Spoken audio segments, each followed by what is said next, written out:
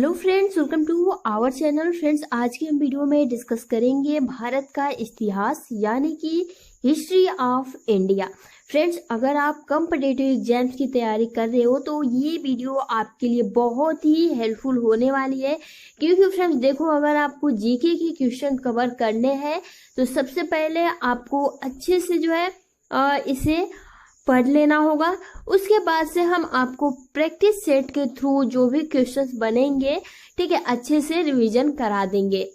तो चलिए friends, video को स्टार्ट करते हैं। स्टार्ट करने से पहले आप वीडियो को लाइक कर दीजिए। और सबसे पहले देखो फ्रेंड्स,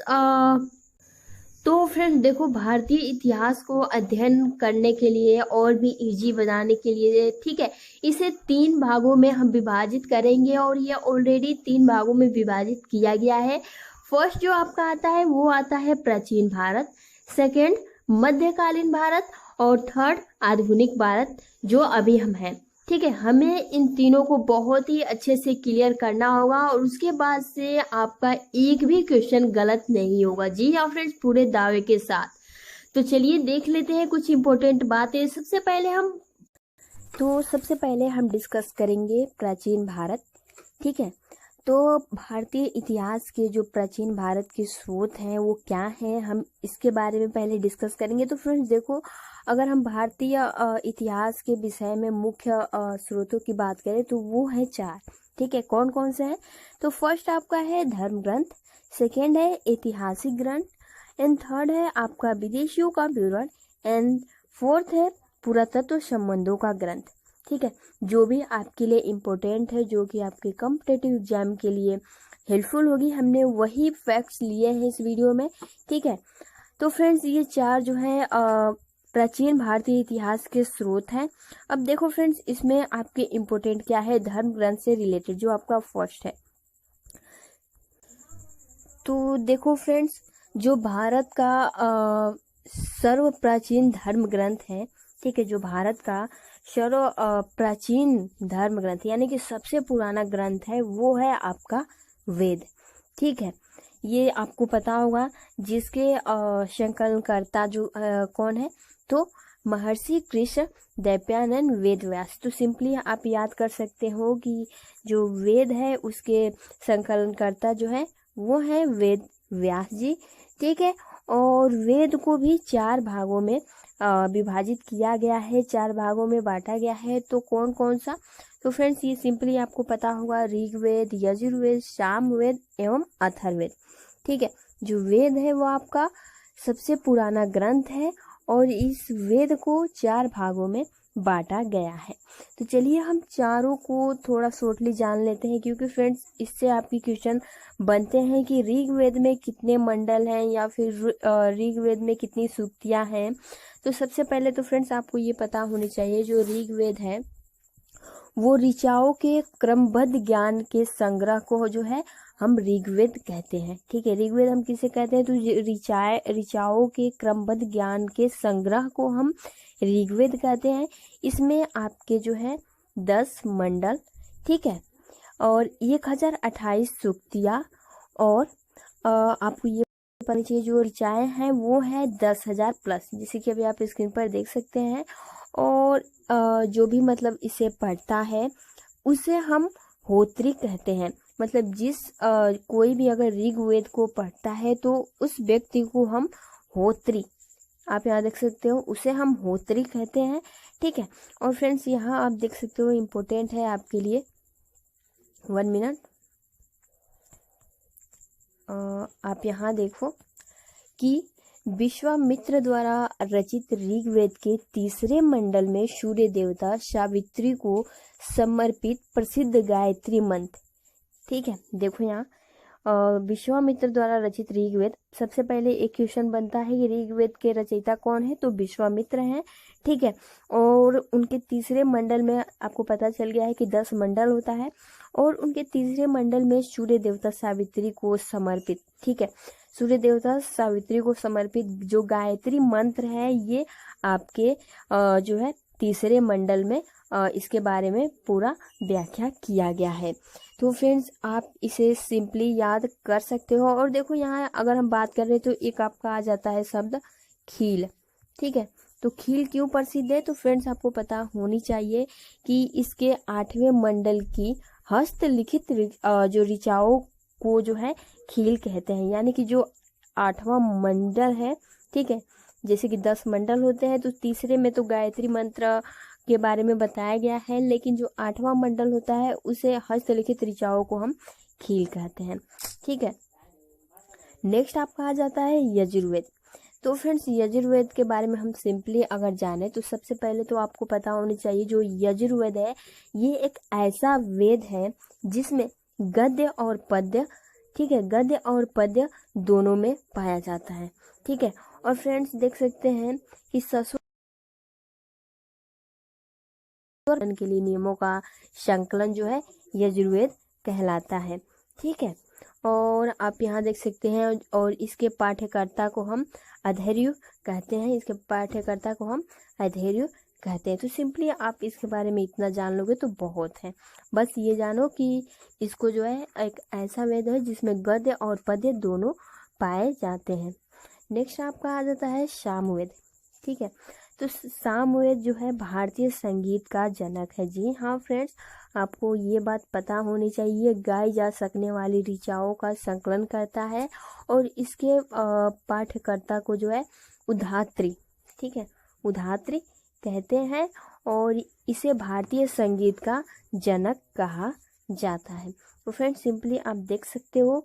अब नेक्स्ट आपका जो अंतिम सबसे प्राचीन वेद जो आपका आ जाता है वो आ जाता है, यानी कि सबसे प्राचीन वेद तो आपका ऋग्वेद हो जाता है, लेकिन जब एवं सबसे बाद का जो वेद होता है वो होता है अथर्ववेद।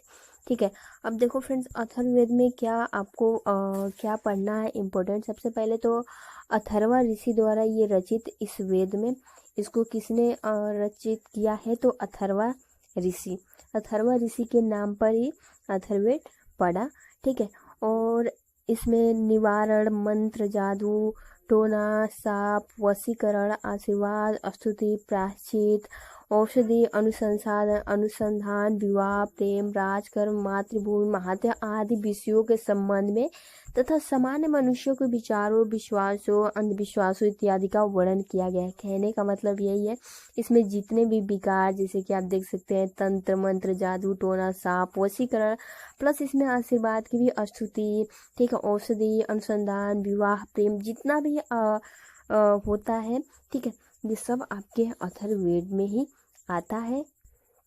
ठीक है, तो इसके बारे में बस आप इतना जान लो बहुत है। और इसमें सभा एवं समिति को प्रजापति की 2 पुत्रियां भी कहा गया है ना। तो ये आपके लिए इम्पोर्टेंट नहीं है फ्रेंड्स। अब देखो क्या आपके लिए इम्पोर्टेंट है कि ये जो वेदों है, जो वेद है, वेदों को भली भांति समझने के लिए, ठीक है, 6 वेदांगों की रचना हुई है। ये इम्पोर्टेंट है। वेदों जो आपके 4 वेद हैं इसको बहुत ही अच्छे से समझने के लिए 6 वेदांगों की रचना की गई है। फर्स्ट आपकी आ जाता है शिक्षा, दूसरा ज्योतिष, तीसरा कल्प, चौथा व्याकरण और 5वां जो है निरुक्त और छठा जो आपका है छंद। तो आप देख सकते हैं जो वेद हैं उनको अच्छे से समझने के लिए 6 वेदांगों की जो है रचना की गई है, शिक्षा, ज्योतिष, कल्प, व्याकरण, निरुक्त, छंद। ठीक है, तो फ्रेंड्स ये सिंपली आपको पता होनी चाहिए। अब देखो पुराण से रिलेटेड भी आपके क्वेश्चन इसमें आएंगे क्योंकि आपको पता होना चाहिए कि इसी से रिलेटेड है। ठीक है, तो भारतीय ऐतिहासिक कथाओं का सबसे अच्छा जो क्रमबद्ध विवरण मिलता है वो मिलता है पुराण में। ठीक है, और इसके जो रचयिता हैं वो कौन है? तो लोहर्ष, लेकिन इनके पुत्र उग्रशर्वा को भी मतलब माने जाते हैं। तो आप इसे ऑप्शन के हिसाब से जो है इसे टिक कर सकते हैं, कोई दिक्कत नहीं है। लेकिन अगर ये ऑप्शन में अगर दोनों हो तो आप लोहर्ष को जो है क्लिक करिएगा। ठीक है, तो फ्रेंड्स आपको एक बात पता होनी चाहिए कि इसमें 18 आपके जो है तो पुराणों की संख्या है वो 18 है। ठीक है, और जिनमें से केवल 5 जैसे कि मत्स्य, वायु, विष्णु, ब्राह्मण एवं भागवत में ही राजाओं की वंशावली पाई जाती है।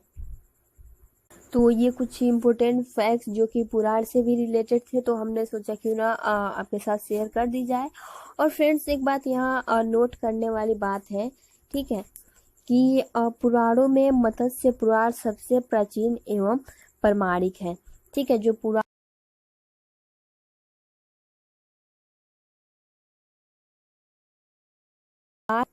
ठीक है, तो वेदों के बारे में इतना बहुत जानकारी है आपके कॉम्पिटिटिव एग्जाम्स के लिए। और फिर देखो एक क्वेश्चन यहाँ और बनता है कि सर्वप्रथम भारतवर्ष का जिक्र जो है हाथी गुफा अभिलेख में हुआ था। फ्रेंड्स, ये क्वेश्चन बहुत ही इंपॉर्टेंट है और बहुत बार ये क्वेश्चन पूछा जा चुका है कि भारतवर्ष का जिक्र सर्वप्रथम किस अभिलेख में हुआ था, तो हाथी गुफा अभिलेख में हुआ था। तो फ्रेंड्स, नेक्स्ट फैक्ट्स और जो आपका नेक्स्ट टॉपिक है वो है प्रागैतिहासिक काल के बारे में हम इस वीडियो में जानेंगे, जो आपके कॉम्पिटिटिव एग्जाम्स में बहुत ही इंपॉर्टेंट क्वेश्चन इस टॉपिक से बनते हैं। जी हाँ फ्रेंड्स, ताकि आप एग्जाम में जाओ तो आप एक भी क्वेश्चन न छोड़ो। तो चलिए फ्रेंड्स, वीडियो को स्टार्ट करते हैं। स्टार्ट करने से पहले आप वीडियो को लाइक कर दीजिए और जो भी आपके डाउट्स हैं आप लाइव सेशन में पूछ सकते हैं नीचे कमेंट्स बॉक्स करके। ठीक है, तो सबसे पहले अगर हम प्रागैतिहासिक पढ़ रहे हैं तो सबसे पहले तो आप ये समझो कि इतिहास, ठीक है, प्राचीन इतिहास, तो इसे 3 भागों में जो है विभाजित किया गया है। ठीक है, फर्स्ट आपका प्रागैतिहासिक, सेकेंड आधि ऐतिहासिक काल और थर्ड आपका ऐतिहासिक काल। अब देखो फ्रेंड्स, अगर हम इसे डिफाइन करें अच्छे से तो इनका जो डेफिनेशन होता है अब आप ये कहोगे कि इसमें अंतर क्या है, डिफरेंस क्या है। तो प्रागैतिहासिक काल हम उसे कहते हैं जिस काल में मनुष्यों ने घटनाओं का कोई लिखित विवरण जो है नहीं दिया, यानी कि प्रागैतिहासिक काल हम उसे कहते हैं कि आपको जो है प्री हिस्ट्री कोई भी आपको लिखित मतलब ऐसा नहीं मिलेगा कि हाँ ये हुआ ऐसे हुआ, कहीं आपको लिखा हुआ नहीं मिलेगा। तो उस जो भी मतलब ये है इसे हम प्रागैतिहासिक काल कहते हैं। वहीं अगर बात आधे ऐतिहासिक काल की आती है तो देखो फ्रेंड्स, आधि ऐतिहासिक हम उस काल को कहते हैं जिस काल में लेखन कला, ठीक है, लेखन कला के प्रचलन के बाद उपलब्ध लेख पढ़े नहीं जा सके हैं। जी हाँ फ्रेंड्स, इसीलिए यह आधा अधूरा है। और ऐतिहासिक काल किसे कहते हैं, तो फ्रेंड्स ऐतिहासिक काल हम उसे कहते हैं जिस काल में मतलब जिसका विवरण जो है लिखित रूप में उपलब्ध हो उसे हम ऐतिहासिक काल कहते हैं, और जिसका विवरण लिखित रूप से जो है उपलब्ध न हो उसे हम प्रागैतिहासिक काल कहते हैं। तो हम क्या इस वीडियो में पढ़ रहे हैं फ्रेंड्स, क्या डिस्कस करेंगे, तो प्रागैतिहासिक यानी कि प्री हिस्ट्री से रिलेटेड। तो सबसे पहले तो आपको पता होगा कि हम पसार काल पर है, तो पसार काल जो होता है इसे हम पत्थरों का काल भी कहते हैं, क्योंकि ज्यादातर जो मनुष्य होते थे उस टाइम के, ठीक है, तो पत्थरों पे निर्भर रहते थे, तो इसीलिए उसका नाम जो है पसार का मतलब ही पत्थर होता है, यानी कि पत्थरों का काल। अब देखो फ्रेंड्स, उसमें भी आपके 3 पार्ट डिवाइड हुए हैं पसार काल में। फर्स्ट तो आपका पसार काल, ठीक है, सेकेंड आपका लौह, ठीक है, लौह काल, और एक आपका आता है कांस्य काल, ठीक है, यानी कि ब्रंज काल। तो ये आपके 3 जो है पसार काल, लौह काल और कांस्य काल, ये आपके 3 पार्ट्स में डिवाइड किए गए हैं। अब देखो फ्रेंड्स, जो आपका पसार काल है यानी कि स्टोन एज है, इसे अब 3 पार्ट्स में डिवाइड किए गए हैं। लौह काल को और कांस्य काल को डिवाइड नहीं किए गए हैं, लेकिन पसार काल को 3 पार्ट्स में डिवाइड किए गए हैं। वो कौन कौन से है, तो पूर्व पसार काल, मध्य पसार काल एंड नव पसार काल। ठीक है, तो ये आपको तीनों काल पढ़ने होंगे बहुत ही अच्छे से, क्योंकि इसी से रिलेटेड आपके एग्जाम में क्वेश्चन बनते हैं। और हमने कुछ इंपॉर्टेंट फैक्ट्स लिए हैं, क्योंकि अगर आप इसे विस्तार से पढ़ोगे तो बहुत ही लंबा, आपको बहुत ही मतलब इसे अच्छे से डीपली पढ़ना होगा। लेकिन जो इम्पोर्टेंट जो कि आपके एग्जाम के लिए है, हम वही क्वेश्चन डिस्कस करेंगे। तो फ्रेंड्स, अभी आप स्क्रीन पर देख सकते हो, हमने एक चार्ट बनाया है जो कि आपको अच्छे से ये समझ में आ सके। सबसे पहले पूर्व पसार काल, मध्य पसार काल और नव पसार काल। सबसे पहले हम इसका काल जान लेंगे, ठीक है, कि ये कब से कब तक रहा है, इसके लक्षण क्या है, ठीक है, इसकी विशेषताएं क्या है, तो ये हमें जानना बहुत ही जरूरी है। तो जो आपका पूर्व पसार काल है, ठीक है, ये 25 लाख ईसा पूर्व से लेकर 10,000 ईसा पूर्व तक रहा है। ठीक है, आपको ये बात पता होनी चाहिए। और फ्रेंड्स देखो, मानव जीवन में ये सबसे लंबा समय व्यतीत किया है इस पूर्व पाषाण काल में। इसे पूरा पाषाण काल भी कहा जाता है। ठीक है, तो आप इससे याद रखो 25 लाख ईसा पूर्व। यहाँ आपको बीसी या फिर एसी भी देखने को मिल जाता है, तो ईसा पूर्व ईसवी, तो इसमें आपको बिल्कुल भी कंफ्यूज नहीं होना है। और जो मानव का सबसे लंबा जीवन, मतलब बहुत टाइम तक इन्होंने इस काल में अपना जीवन व्यतीत किया है। ठीक है, और देखो फ्रेंड्स, इसको भी 3 पार्ट्स में डिवाइड किया गया है, तो आपको ज्यादा डीपली नहीं जाना है, बस आपको ये जान लेना है कि 3 पार्ट्स कौन कौन से हैं। तो पूर्व पाषाण काल, मध्य पाषाण काल और उच्च पाषाण काल, तो ये 3 भागों में डिवाइड किया गया है पूर्व पाषाण काल को। और बस अगर हम इसके बारे में जाने, इसके लक्षण जाने, तो देखो फ्रेंड्स, पूरा पाषाण काल यानी कि पूर्व पाषाण काल वह काल है जो मानव पूरी तरह से आदि मानव था। ये तो आपको भी पता है, क्योंकि मानव का पूरी तरह से विकास नहीं हुआ था, ना ही उनकी सोचने की क्षमता ज्यादा थी। क्योंकि देखो फ्रेंड्स, पूर्व पाषाण काल में आपको भी पता होगा कि जो मानव थे वो कच्चे मांस खाते थे, है ना, कच्चे मांस खाते थे, शिकार करते थे यानी कि आखेट, और भोजन के लिए वो एक दूसरे जगह जो है भटकते रहते थे। ठीक है, बाद में जाकर उन्होंने, देखो अब यहाँ एक और क्वेश्चन बन जाता है कि आग का आविष्कार किसने किया था, तो किस काल में हुआ था। तो फ्रेंड्स, पूर्व पाषाण काल में ही आग का आविष्कार हो गया था। ठीक है, मतलब कुछ टाइम के बाद, वो तो पहले कच्चे मांस खाते थे, लेकिन बाद में जो है उसे पकाकर खाने लगे। तो इतना बहुत है आपका जानना पूर्व पाषाण काल से रिलेटेड।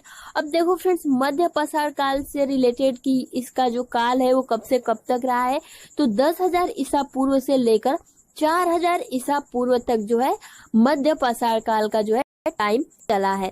ठीक है, वहीं अगर हम बात करें नव पाषाण काल का, तो फ्रेंड्स देखो, नव पाषाण काल जो आपका है, आप यहाँ 10,000 ईसा पूर्व से लेकर 1,000 ईसा पूर्व तक लिख सकते हो। जी हाँ फ्रेंड्स, कोई दिक्कत नहीं है।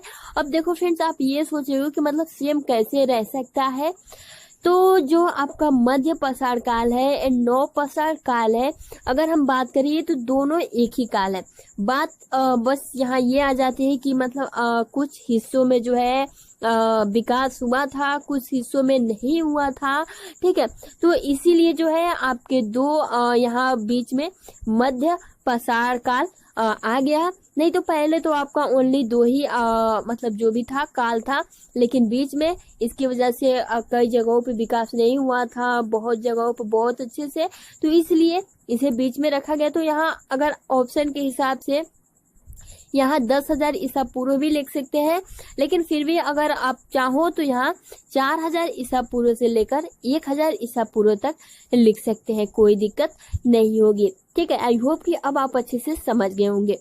अब देखो फ्रेंड्स, बात यहाँ आपने यहाँ ये जाना, पूरा पाषाण काल का हमने लक्षण प्लस विशेषताएं जाना, तो मध्य पाषाण काल में क्या चेंजेस हुए हमें ये भी पता होनी चाहिए। तो देखो, मध्य पाषाण काल को अगर हम देखें तो इसमें सेम वही प्रोसेस थी जो भी मानव।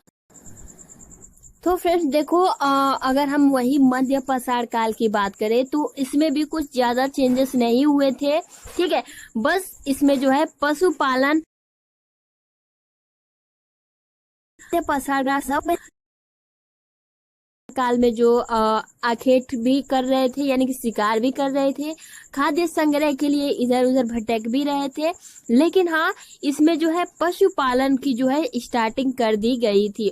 और आपको ये भी पता होनी चाहिए कि सबसे पहले उन्होंने जो है कुत्ता को जो है पालतू बनाया था। वो इसलिए क्योंकि उनको जो है शिकार में भी मदद मिलती थी, प्लस उनकी रक्षा भी उससे होता था। तो फ्रेंड्स, ये आपको इसके बारे में इतनी इन्फॉर्मेशन होनी चाहिए।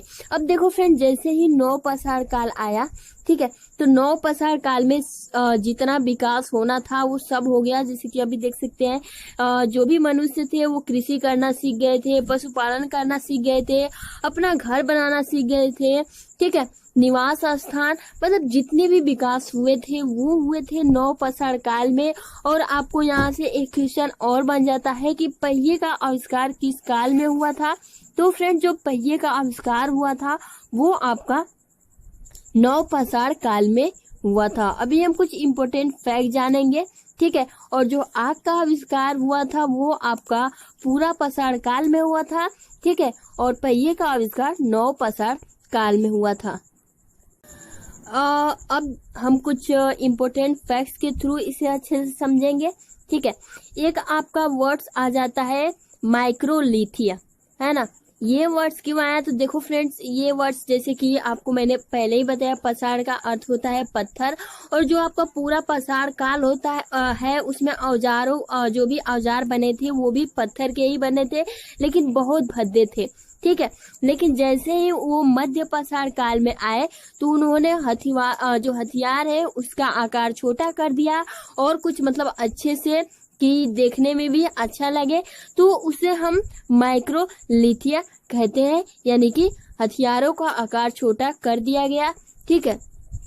और हमने आपको सबसे पहले भी बताया था कि देखो प्रागैतिहासिक अगर हम पढ़ रहे हैं तो ज्ञानी मानव के नाम से होमो सेपियंस, जी हाँ फ्रेंड्स, जो कि होमो सेपियंस का जो प्रवेश इस धरती पर आज से लगभग 30 या फिर 40,000 वर्ष पूर्व हुआ है, जो कि मनुष्यों में, मानव में सबसे मतलब ये ज्ञानी मानव थे और इनके ही नाम से जो है मानव का